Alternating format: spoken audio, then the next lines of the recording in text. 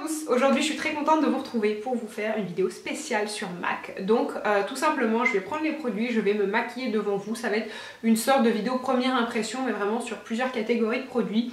Mais certains produits en fait que je vous présente, j'ai fait un mixte parce que certains d'entre vous aiment ce type de vidéo où vraiment je me maquille et je vous donne ma première impression sur plusieurs produits, et d'autres personnes préfèrent les revues plus classiques où vraiment je teste le produit pendant très longtemps et je vous en parle.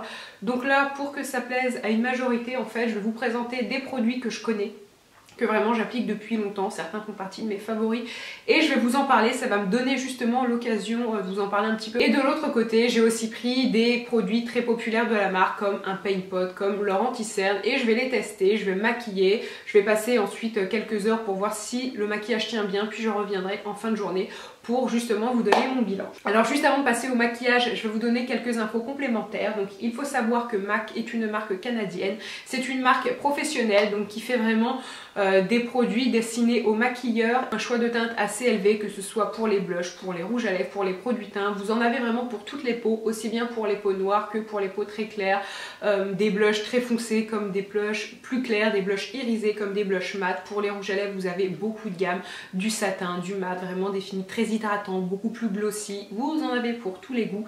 Donc ça c'est l'avantage pour toutes les personnes qui ont envie de se trouver une couleur qu'elles vont garder très longtemps, et surtout pour les personnes qui ont envie de se constituer un petit peu de maquillage mais qui ont vraiment envie d'avoir un seul rouge à lèvres, un seul blush. Ensuite, pour savoir où acheter les produits, c'est très simple, soit sur le site internet que je vous mettrai en barre d'infos, soit dans les boutiques en France, à savoir qu'il n'y a pas énormément de boutiques. Par exemple en Lorraine il n'y en a qu'une et elle est à Metz.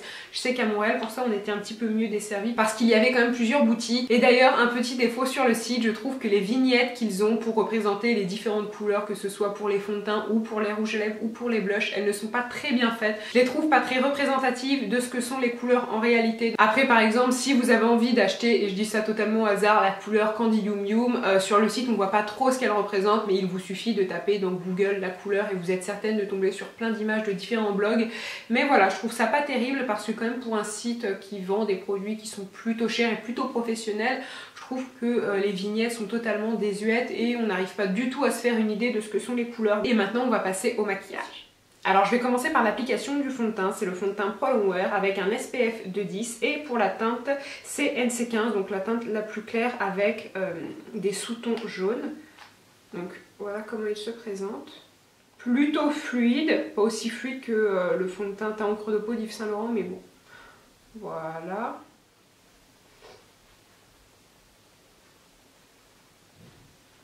Disons que il est pas mauvais, je le trouve pas moche sur la peau, mais pas très naturel, clairement. Non, vraiment pas naturel. Je suis pas sous le charme, voilà. Je dis pas que c'est un mauvais fond de teint, mais pour un fond de teint qui coûte 33 € je crois, je pense que on peut avoir un fond de teint similaire pour un peu moins cher. Résultat plutôt mitigé. Au niveau de l'effet, c'est un fond de teint qui est mat, mais je le trouve pas naturel. Par exemple le fond de teint encre de peau de Yves Saint Laurent est mat aussi, mais ça reste un mat qui est quand même un petit peu plus lumineux sur certaines zones, qui laisse voir la peau si vous voulez. Là j'ai plus l'impression d'avoir mis une couche. Sûrement qu'il tient très bien, ça j'en doute pas, mais pour l'instant au niveau de l'effet sur la peau, je trouve que le teint est un petit peu terne, ouais, que c'est vraiment pas le plus joli. C'est un mat, mais un mat qui est peut-être un petit peu trop couvrant. Ensuite on va passer à l'application de l'anti-cerne, et c'est le Studio Finish, c'est le NW15. Alors ce produit là, tout comme le fond de teint, ce sont des produits que je n'ai jamais essayé. Celui-ci j'avais vraiment envie de le tester parce que je crois que c'est Sandria 26 France qui l'aime beaucoup, et je pense que c'est un anti-cerne qui est plutôt couvrant. Alors au niveau de la texture, on a quelque chose quand même d'assez compact. Pour les filles qui aiment les anti-cernes vraiment très fluides, clairement là vous allez détester. Faut un petit peu chauffer la matière. Au niveau de la couleur, ça me semble quand même pas mal. Il est assez clair. Et on va tout de suite voir. Ah effectivement, oui, il est très couvrant. Alors moi l'anti-cerne en fait pour l'appliquer, ce que je fais c'est que je tapote un petit peu de matière et je laisse sécher pendant peut-être 1 minute, ce qui permet à l'anti-cerne d'être plus couvrant, un petit peu de se figer à la peau et d'être couvrant en fait, mais tout en restant aussi naturel, enfin un petit peu plus naturel. Pour la couleur, elle est peut-être aussi, je sais pas si vous allez bien voir, mais je pense que si, c'est assez explicite. Elle est même un petit peu trop, je vais pas dire un petit peu trop claire, mais pour le coup là ça me fait vraiment un dessous de l'œil un petit peu plus lumineux. Donc maintenant je vais l'étaler. Donc toujours je tapote, j'évite de déplacer la matière. Alors il est vraiment très très bien. Donc là par contre j'adore le produit parce qu'il a parfaitement couvert mes cernes. Il est quand même, ouais, il est plutôt naturel. J'ai pas l'impression non plus, certains anti-cernes tout de suite, ils marquent les ridules et ils se voient. Par exemple, j'ai ce problème-là avec l'anti-cerne éclat de chez NARS, que je n'aime pas à cause de ça. Là, bon, certes, on voit que j'ai de l'anti-cerne, mais lorsqu'on s'approche, il n'a pas tendance à marquer les petites irrégularités du teint. Je pense que sur les imperfections, il est parfait parce que il semble très très bien couvrir. Ensuite, je vais poudrer mon teint avec cette poudre. Donc c'est la poudre Mineralized Skin Finish que j'aime énormément. Donc là, ce n'est absolument pas un produit que je viens d'acheter.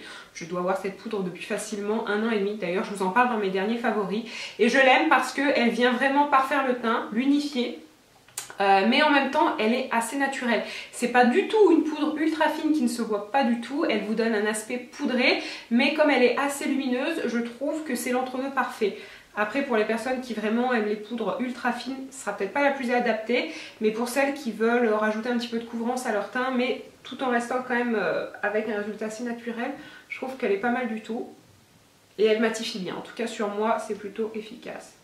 Et d'ailleurs, moi pour l'anti-cerne, je la trouve très efficace.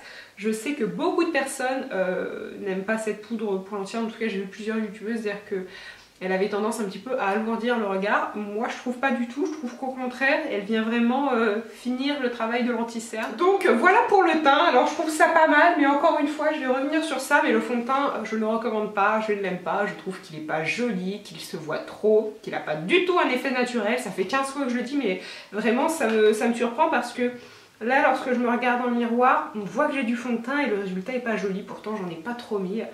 J'ai fait ça au pinceau. Je sais que les fonds de teint MAC ne sont pas forcément très aimés parce que pour certaines ce n'est vraiment pas la force de la marque et j'en ai testé qu'un, c'est celui-ci et je suis plutôt d'accord. Ensuite je vais passer à l'application d'une ombre à paupières avec un paint pot et c'est la couleur Bare Study. Donc c'est tout simplement une ombre très très lumineuse en crème si j'arrive à l'ouvrir.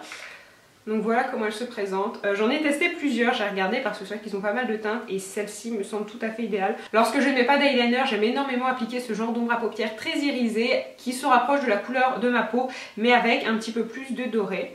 Alors au niveau de la texture, c'est vraiment une ombre crème, ça ressemble un petit peu aux ombres à paupières de chez Maybelline.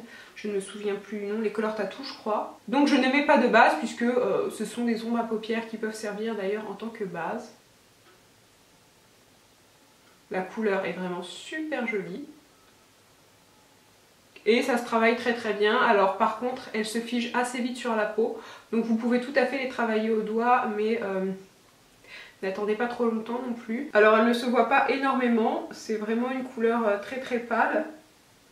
Tout en subtilité. Là où je suis peut-être un tout petit peu déçue, mais enfin c'est pas de leur faute. Je m'attendais peut-être à une couleur un tout petit peu plus présente. Là vraiment pour les filles qui n'aiment pas trop se maquiller, enfin qui aiment avoir des choses assez naturelles, ou même les plus jeunes d'entre vous lorsque vous allez au collège ou au lycée, elle est tout à fait adaptée parce que voilà, elle ajoute un petit plus au regard mais pour autant ça ne se voit pas énormément. Pour le mascara, je vais faire ça hors caméra, j'ai tout simplement pris donc un mascara de chez Bourjois, le 1 seconde volume que j'aime beaucoup. Je n'ai pas pris de mascara de chez MAC parce que tout simplement j'en ai déjà beaucoup à tester, donc voilà, ça ne servait à rien.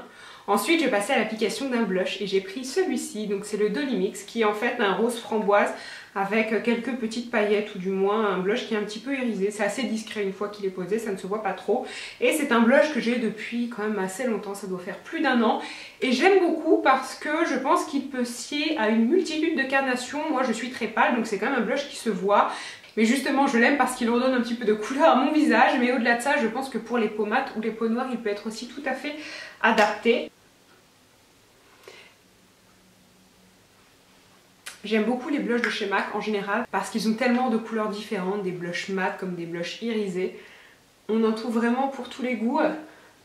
Et en général le blush, en tout cas personnellement, c'est vrai que j'ai quand même beaucoup de blush parce que c'est un produit que j'aime bien. Je reste quand même souvent avec les mêmes couleurs, donc pour un blush ça peut valoir le coup de mettre peut-être, je crois qu'ils sont à 18 €, de mettre 18-20 € et vous êtes certain que vous allez le garder très très longtemps puisqu'avant de creuser un blush il se passe au moins 1 an et encore si vous le mettez vraiment tous les jours. Donc c'est l'avantage et comme c'est une couleur que vous allez quand même garder sur le long terme, il est facile de trouver une couleur qui vous va forcément et qui surtout va s'adapter à une multitude de maquillages. En général, les blushs que l'on trouve en grande surface, personnellement je les trouve pas pigmentés, et surtout il y a très peu de couleurs différentes. Donc là, en allant chez MAC, vous êtes certaine de trouver la couleur que vous aimez et surtout une couleur que vous allez pouvoir garder très longtemps, parce que ce n'est pas du tout un produit qui se finit rapidement. Et petite astuce, lorsque votre blush est un petit peu trop présent, là par exemple je trouvais que j'avais la joue un peu trop rose, vous prenez le pinceau avec lequel vous avez fait votre teint et vous tapotez. Surtout vous n'y étirez pas, sinon ça va faire des patchs de couleurs différents.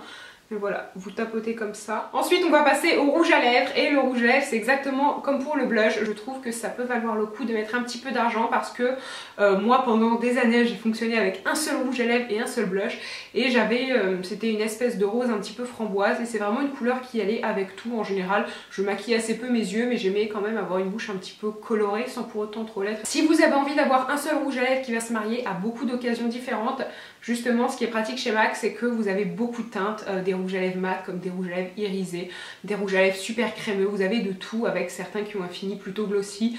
Donc c'est l'avantage, vous allez avoir le choix avec beaucoup de couleurs. En général en grande surface on ne peut pas les tester, les vendeuses de chez MAC en général elles sont plutôt compétentes. Et donc là c'est la couleur Toxic, ça fait partie de la gamme satin, et c'est aussi une couleur qui fait partie de leur nouvelle collection. Donc c'est une espèce de rouge un petit peu corail. Étant donné que c'est un fini satin, en général ce sont des rouges à lèvres plutôt faciles à appliquer et qui glissent bien sur les lèvres effectivement.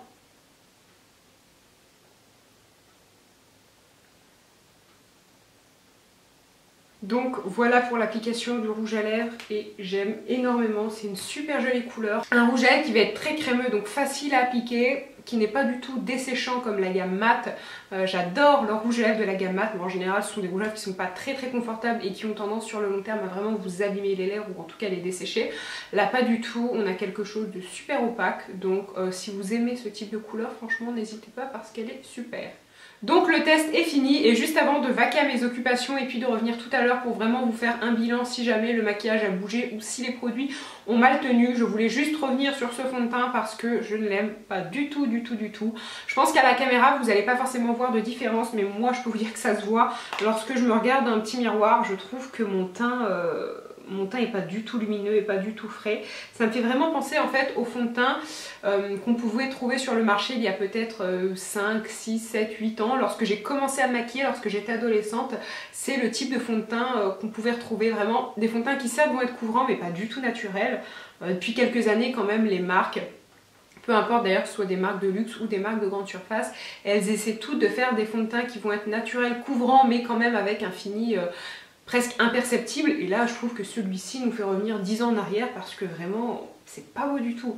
Alors je sais que beaucoup, enfin en tout cas certaines d'entre vous pour le voir dans certaines vidéos l'aiment bien. Peut-être que pour les filles qui ont vraiment besoin de beaucoup de couvrance parce qu'elles ont beaucoup d'acné, effectivement ça sera peut-être un fond de teint adapté, parce qu'après faut pas se mentir, lorsqu'on veut vraiment cacher certaines choses parce qu'on a des petits problèmes de peau, les fonds de teint qui se veulent un petit peu nouvelle génération et qui ont un fini très naturel, ils ne couvrent pas à 100%, après il faut remettre beaucoup de correcteurs. Or je pense que si on met directement un fond de teint comme ça, les imperfections sont déjà bien masquées, donc ça peut être intéressant pour ce type de peau, ou bien les peaux qui sont très grasses, puisque c'est un fond de teint longue tenue. Mais sur la mienne, je trouve pas que ça soit du plus bel effet. Donc je vais aller m'occuper et puis je reviendrai je pense d'ici quelques heures pour voir si le maquillage a bien tenu. Donc me revoilà après quelques heures pour voir comment le maquillage a vieilli sur ma peau. Et très franchement, que ce soit au niveau des yeux, rien n'a filé dans les ridules. Donc vraiment l'ombre à paupières c'est figé. Le teint ça va bien. J'ai pas une peau qui a graissé ou le fond de teint qui s'est déplacé. Le rouge à lèvres pareil, il s'est un tout petit peu mis au niveau des commissures, mais rien de dramatique, je pense que vous pouvez le voir. J'ai pas de brillance, donc ça a bien tenu. Les produits Pro Longwear, donc notamment le Paint Pot et le fond de teint, c'est vrai que voilà, il n'y a pas eu de dégâts en quelques heures. Je sais qu'avec certains fonds de teint, ma peau peut devenir grasse en ce laps de temps, mais là pas du tout, donc c'est parfait. Donc sur ces bonnes paroles, qu'est-ce que je peux vous dire des produits MAC? Eh bien je les recommande, surtout pour le blush et le rouge à lèvres, parce que vous avez beaucoup de teintes différentes et surtout vous avez des vendeuses qui sont là pour vous conseiller et qui en général sont plutôt expérimentées qualité et de bons conseils. Parfois lorsqu'on est dans certaines parfumeries c'est pas toujours ça. La dernière fois je suis allée chez Monoprix et il y avait une jeune fille à côté de moi qui cherchait un fond de teint adapté à la couleur de sa peau, et la vendeuse de Monoprix lui a donné une teinte beaucoup trop foncée. La fille était aussi pâle que moi et lui a donné une teinte médium qui irait à un teint de quelqu'un qui est un petit peu hâlé. Donc voilà, c'est que parfois il y a quelques problèmes. L'anti-cerne est vraiment excellent aussi, c'est vrai que ça j'ai oublié de le mentionner, mais vraiment je l'aime beaucoup parce que certains anti-cernes en fait au bout de quelques heures ils peuvent laisser des petites marques au niveau des ridules qu'on a sous l'œil, et là pas du tout. Il est super couvrant, donc très bien. Après je dois avouer que je trouve qu'il est un petit peu comme celui de chez Kiko, le full cover je crois qu'il s'appelle comme ça, non, le full coverage, ouais je crois que c'est plutôt ça, le full cover c'est Make Up Forever. À la différence que celui de chez Kiko est un petit peu asséchant, donc il n'est pas conseillé de l'appliquer pour les cernes. Personnellement je le fais, j'ai jamais eu de problème, mais pour les personnes qui ont des yeux sensibles faites attention. Et puis pour finir, le dernier point que j'aimerais aborder, ce sont les packaging, puisque les produits MAC viennent dans des packaging noirs en général, plutôt sobres, classe, efficaces. Donc voilà, il n'y a pas de petits trucs en trop. Ça je pense que c'est un point qui est quand même plutôt pas mal, puisque étant donné que c'est très neutre, très sobre, je ne vois pas comment on peut détester. Donc sur ces bonnes paroles, la vidéo est finie. J'espère très sincèrement qu'elle vous a plu. Moi je vous dis à tous à très bientôt.